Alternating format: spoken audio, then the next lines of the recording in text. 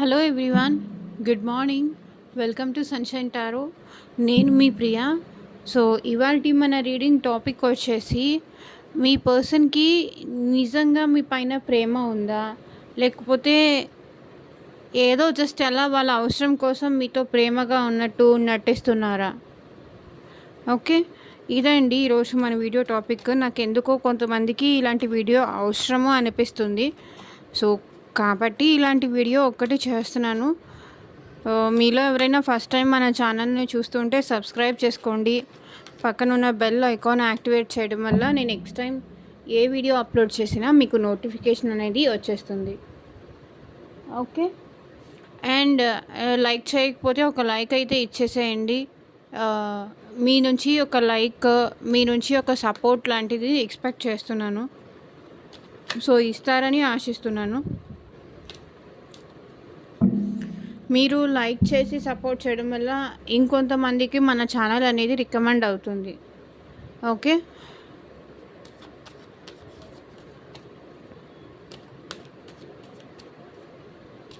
మీ పర్సన్కి మీరంటే నిజంగా ప్రేమ ఉందా, లేకపోతే వాళ్ళ అవసరం కోసం అలా యాక్ట్ చేస్తున్నారా అనేది చూద్దాము. And universe, angels, gratitude.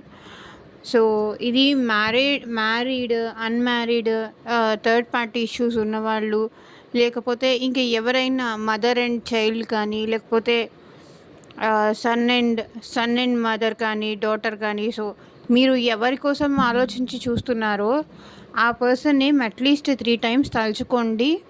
So that వాళ్ళ ఎనర్జీస్ కూడా కనెక్ట్ అవుతాయి మీకు. ఓకే, అండ్ ఇది ఒక జనరల్ రీడింగ్ అండి. ఏ మెసేజెస్ అయితే మీతో రెసొనేట్ అవుతాయో ఆ మెసేజెస్ మాత్రమే తీసుకోండి.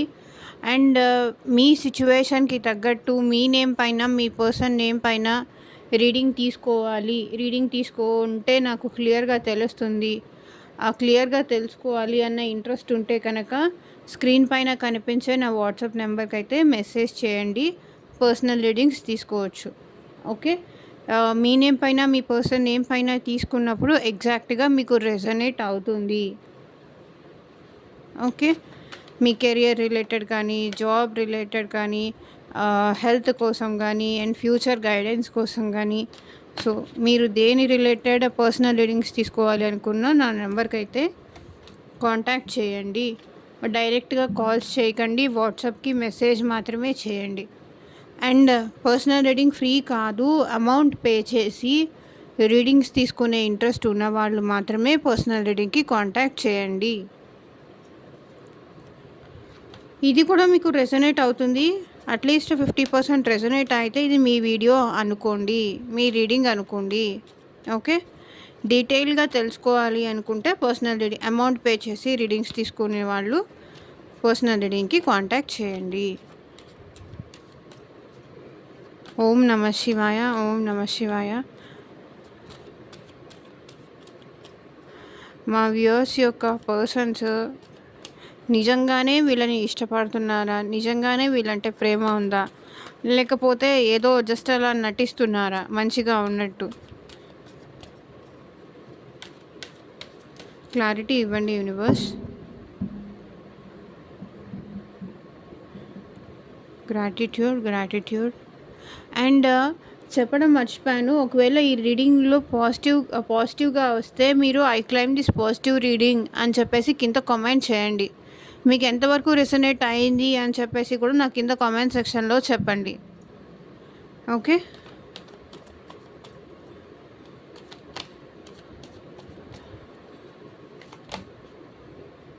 Five of Wands, oh, Nine of Cups, Seven of the Chariot, Six of Pentacles, Four of Swords,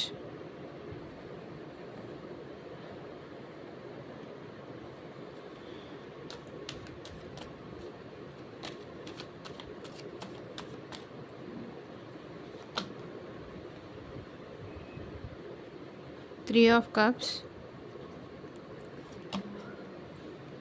10 of swords,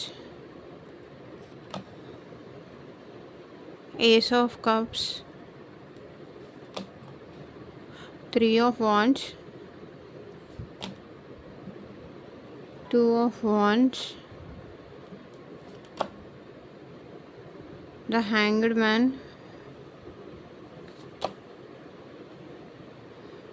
death, 4 of wands, 7 of pentacles, 2 of swords, 2 of cups.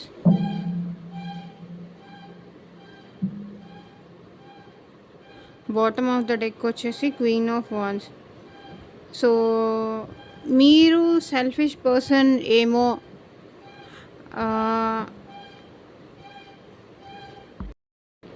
ఇక్కడ మీరు selfish person ఏమో అనేది మీ person feeling. Okay, అంటే మీకు ఏదైనా అవసరం ఉంటేనే తనతో మాట్లాడతారు, లేకపోతే మాట్లాడరు అనేది ఇక్కడ మీ పర్సన్ ఫీలింగ్. ఓకే, అందుకే మీ సైడ్ ఏ ప్రేమ చూపించాలని ఉంది, మీరంటే ప్రేమ చూపించాలని ఉంది మీ పర్సన్కి. మీరంటే చాలా ప్రేమ ఉంది, అంటే వాళ్ళ గురించి కూడా ఆలోచించుకోకుండా మీకు వాళ్ళు ఏవైనా చేయడము, అంటే వాళ్ళ కోసం దాచుకున్న మనీ కూడా, వాళ్ళ కోసం ఏదైనా ఇది నాకు కావాలి అని చెప్పేసి దాచుకున్న ఇది కూడా, వాళ్ళ పైన కూడా వాళ్ళకి ప్రేమ ఉందో లేదో తెలియదు, కానీ మీ పైన అంత ప్రేమ పెంచేసుకున్నారు ఈ పర్సన్. ఓకే, ఇదే కనిపిస్తుంది. కానీ ఏంటంటే మీరు ఏమన్నా సెల్ఫిష్ పర్సన్ ఏమో, మీ సైడ్ డెసిషన్ తీసుకుంటే వాళ్ళు ఏమైనా నష్టపోతారేమో అని వీళ్ళు భయపడుతున్నారు. అండ్ మేబీ ఇక్కడ మీరు మ్యారీడ్ అయ్యి ఉండొచ్చు, అన్మ్యారీడ్ అయ్యి ఉండొచ్చు, థర్డ్ పార్టీ సిచ్యువేషన్ ఉండొచ్చు. సో ఎలాంటి సిచ్యువేషన్ ఉన్నా సరే మీరు తన వైపు, అంటే తనకి మీరు హ్యాండ్ ఇచ్చేస్తారేమో. ఒకవేళ మీ పేరెంట్స్కి భయపడి కానీ, మీ మదర్కి భయపడి కానీ, లేకపోతే మీ వైఫ్కి భయపడి కానీ తనకి హ్యాండ్ ఇచ్చేస్తారేమో. అంటే మీ పైన ఎంత ప్రేమ పెంచేసుకున్నా సరే అది వాళ్ళకి జస్ట్ వేస్టేనేమో. ఇంత ప్రేమ నేనైతే పెంచేసుకున్నాను తన పైన, అండ్ మ్యారేజ్ కూడా చేసుకోవాలి అనుకున్నాను, కానీ ఇది అవుతుందా లేదా? ఒకవేళ మ్యారేజ్ కాకపోయినా ఈ పర్సన్ నాకు అసలు నా ప్రేమకి నిజంగా ఈ పర్సన్కి ఇంత అర్హత ఉందా, ఇంత జెన్యున్ పర్సనేనా ఈ పర్సన్ అని ఆలోచిస్తున్నారు.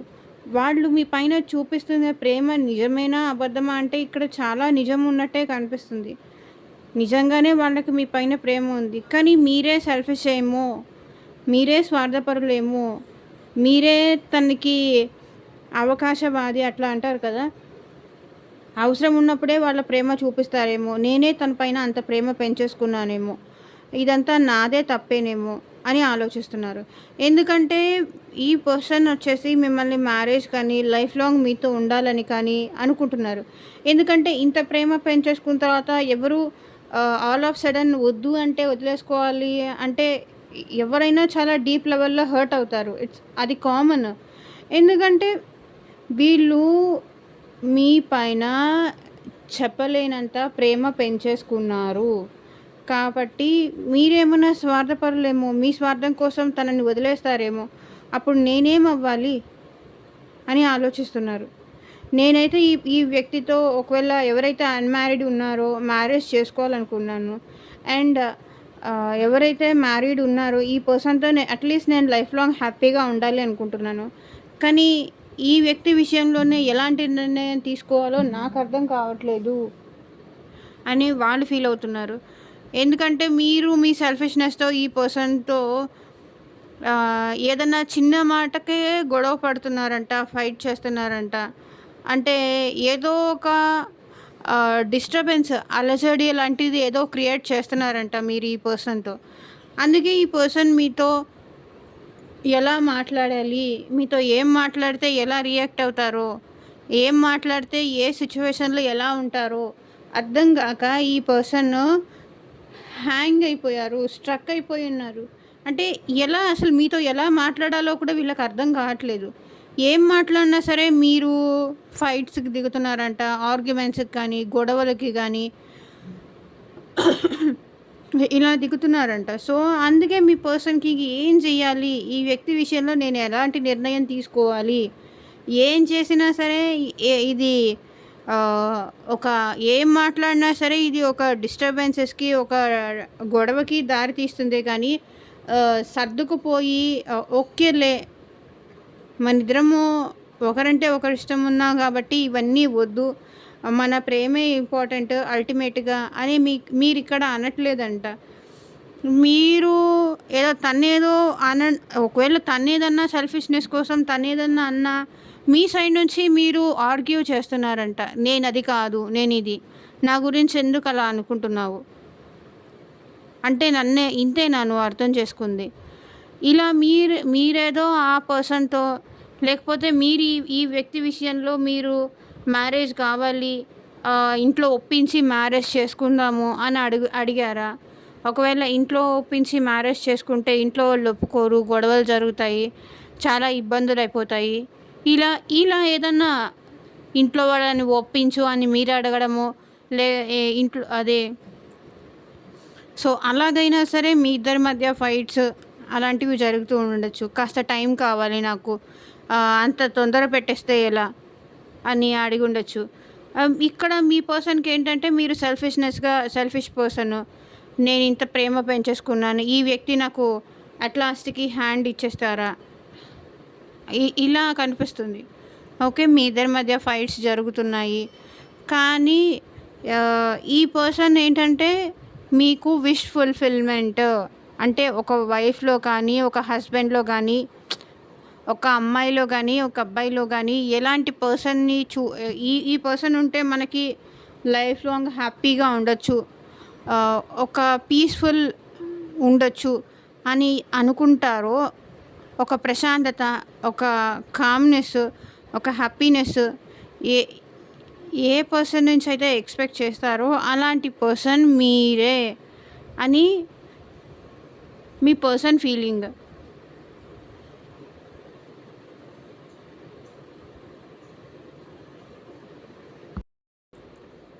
సో, మీతో కలిసి లైఫ్ లాంగ్ ట్రావెల్ అవ్వాలి. మేబీ మీ ఇద్దరి మధ్య ఏవైనా గొడవలు జరుగుతున్నాయా? ఫైట్స్ జరుగుతున్నాయా? సో, దాన్ని పక్కన పెట్టేసి మరి మీతో లైఫ్ లాంగ్ కలిసి మీతో ముందుకెళ్ళాలి. మీతో కలిసి ట్రావెల్ చేయాలని కానీ, మీతో కలిసి ఎటైనా టూర్స్‌కి కానీ, ట్రిప్స్‌కి కానీ అలా వెళ్ళాలి అని మీ పర్సన్ అనుకుంటున్నారు, ప్లాన్ చేస్తున్నారు. సో, మీ పర్సన్ ఏంటంటే ఇక్కడ బ్యాలెన్స్ చేసుకోలేకపోతున్నారు. మీకు అంత ఇంపార్టెన్స్ కానీ, అంత ఇది కానీ ఇవ్వలేకపోతున్నారు. ఎందుకంటే అటు ఇంకొక సైడ్ తనని ఇంకొకరు ఎవరో లాగేస్తున్నారు. అది వాళ్ళ వైఫ్ కానీ, అది వాళ్ళ ఫ్యామిలీ కానీ, ఇంకెవరైనా కానీ. సో, ఇద్దరి మధ్య బ్యాలెన్స్ చేసుకొని మీకు ప్రాపర్‌గా టైం ఇవ్వలేకపోతున్నారు. ప్రాపర్‌గా మీతో మాట్లాడలేకపోతున్నారు. అది మీ పర్సన్.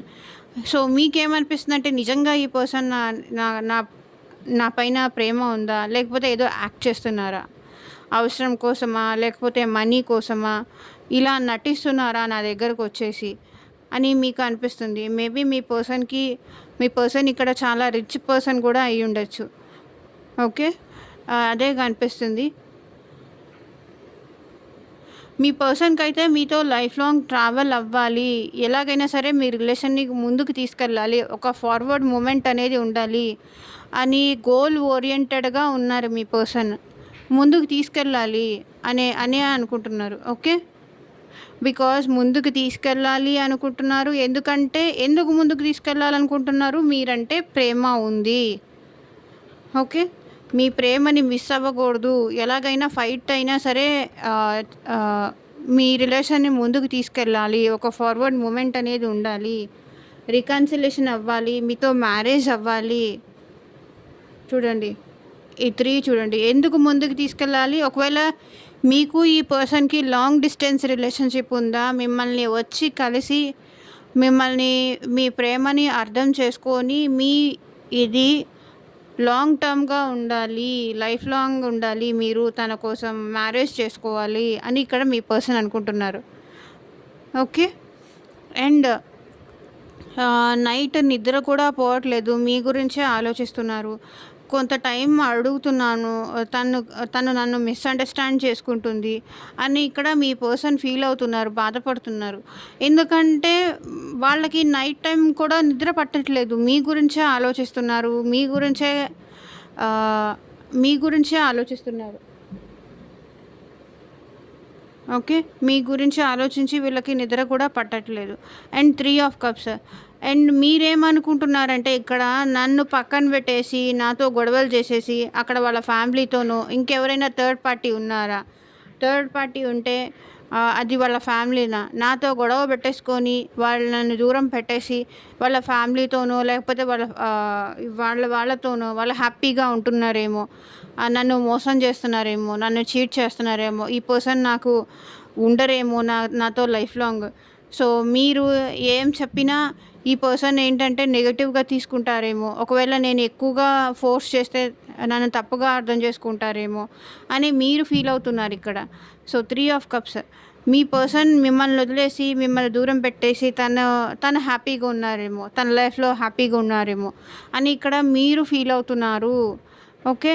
And 10 of swords. ఈ పర్సన్ నన్నేమన్నా మోసం చేస్తారా? ఈ పర్సన్‌ని నేను నమ్మొచ్చా? నమ్మితే నేను మోసపోతానా? అని మీ పర్సన్ ఫీల్ అవుతున్నారు. నాతో కాకుండా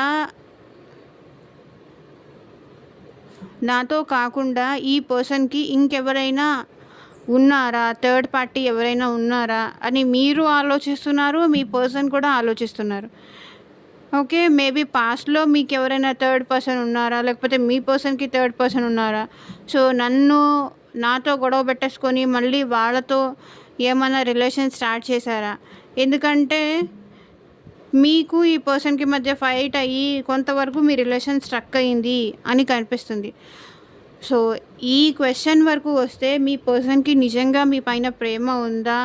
లేకపోతే ఏదో ప్రేమ ఉన్నట్టు నటిస్తున్నారా? అంటే ఇక్కడ నిజంగా మీ పర్సన్‌కి మీ పైన ప్రేమ ఉంది. ఓకే. మీ క్వెషన్‌కైతే ఆన్సర్ వచ్చేసింది. కానీ ఇక్కడ మీ పర్సన్ ఒకవేళ మీ సైడ్ డెసిషన్ తీసుకుంటే తనేమన్నా బాధపడాల్సొస్తుందా ఇన్ ఫ్యూచర్? ఎందుకంటే ఫ్యూచర్ బాధపడాల్సొస్తుందా అని ఆలోచిస్తున్నారు. ఎందుకంటే ఎవరైనా ఆలోచిస్తారు గదా! కామన్ గదా! ఫ్యూచర్‌లో ఈ పర్సన్‌ని నా లైఫ్‌లోకి యాక్సెప్ట్ చేస్తే ఏమన్నా ఇబ్బందులవుతాయా? లేకపోతే ఏమైనా పెయిన్‌ఫుల్ సిట్యుయేషన్స్ వస్తాయా? అని వీళ్ళు ఆలోచిస్తున్నారు. అండ్ మీ పర్సన్‌కి డెఫినెట్‌గా మీరంటే చాలా ప్రేమ ఉంది. చాలా ఎమోషనల్‌గా కూడా ఫీల్ అవుతున్నారు మీ గురించి. ఎందుకంటే వీళ్ళకి మీరంటే చాలా చెప్పలేనంత ఇష్టం అని చెప్పొచ్చు. మీరంటే ఇప్పుడు ప్రేమ ఈ వ్యక్తికి ఓవర్‌ఫ్లో అవుతోంది. పాస్ట్‌లో మేబీ ఈ పర్సన్‌కి మీరంటే ప్రేమ లేకుండా ఉండుండొచ్చు. లేకపోతే ప్రేమ ఉన్నా చూపించలేకపోవచ్చు. కానీ ఇప్పుడు మాత్రం ఈ పర్సన్‌కి మీరంటే చాలా ప్రేమ ఉంది. అది చూపించాలి అని కూడా అనుకుంటున్నారు. అందుకే మీకోసం ఎదురు చూస్తున్నారు. ఎప్పుడెప్పుడు వాళ్ళ లవ్ మీ దగ్గర ఎక్స్‌ప్రెస్ చేయాలి. వాళ్ళు మీరంటే ఎంత ఇష్టం అనేది చూపించాలి అని మీ పర్సన్ ఇక్కడ చాలా కాలం నుంచి మీకోసం వెయిట్ చేస్తున్నారు. వాళ్ళ ప్రేమ మీకు చెప్పాలి. మీకోసం చూపించాలి. ఒకవేళ చూపిస్తే వీళ్ళకి కొంచెం భయం కూడా ఉంది. చూపిస్తే మీరు ఎలా రియాక్ట్ అవుతారు? అంటే మీరు యాక్సెప్ట్ చేస్తారా? లేదా? ఒకవేళ తనని తప్పుగా అర్థం చేసుకుంటారా? అని కూడా భయపడుతున్నారు. సో దూరం నుంచి మిమ్మల్ని గమనించడము, డైలీ మీరెళ్ళే ప్లేసెస్‌కి రావడము, ఒక స్మైల్ మీకు ఇవ్వడము, మీరెళ్ళే ప్లేసెస్‌కి మీకన్నా ముందే వీళ్ళొచ్చి అక్కడ ఉండడము. సో ఇలాంటివేవో జరుగుతున్నాయి. చాలా కాలం నుంచి చెప్పాలి అనుకుంటున్నారు. చెప్పలేక ఒకవేళ మీరే అర్థం చేసుకుంటారేమో అని కూడా వీళ్ళు ఫీల్ అవుతున్నారు. Okay. 2 of wands. So 3 of wands, 2 of wands వీళ్ళు చాలా రోజుల నుంచి వాళ్ళ మనసులో ఉన్న ప్రేమ చెప్పాలి, ఎక్స్‌ప్రెస్ చేయాలి అని మీకోసం ఎదురు చూస్తున్నారు.